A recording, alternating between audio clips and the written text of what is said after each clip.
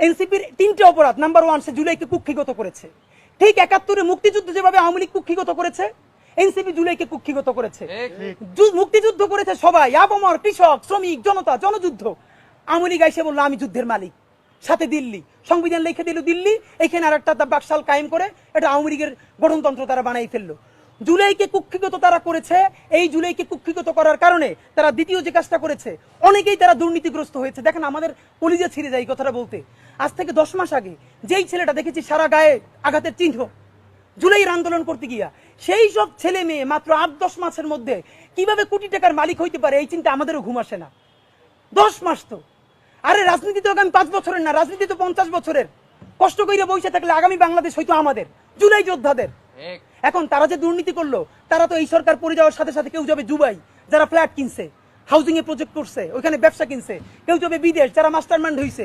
এই লক্ষ লক্ষ জুলাই জনতা কোথায় যাবে? আমাদেরকে যে তোমরা এই জাহান্নামের মধ্যে ফেলাই দেবা, এর দায় কিন্তু ইতিহাসের কাছে দিতে হবে, আল্লাহর কাছে দিতে হবে। নাম্বার 2, আপনাদেরকে বলতে চাই, এই ঐক্য প্রথমত বিনষ্ট করেছে এনসিপি।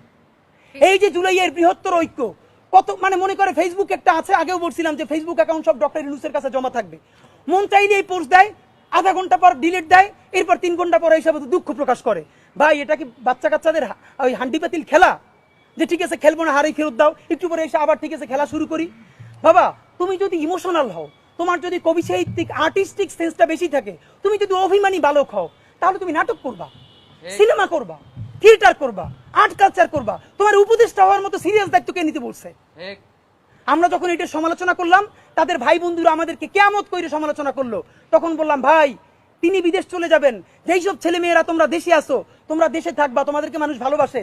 ভাইয়ের রাজনীতি কইরা জনগণের বিরুদ্ধে যাইও না, জনগণের বিপক্ষে গিয়ে ভাইয়ের রাজনীতি করলা। এখন তোমার ভাই তো তওবা করছে, তোমরা তওবা করবা কার কাছে?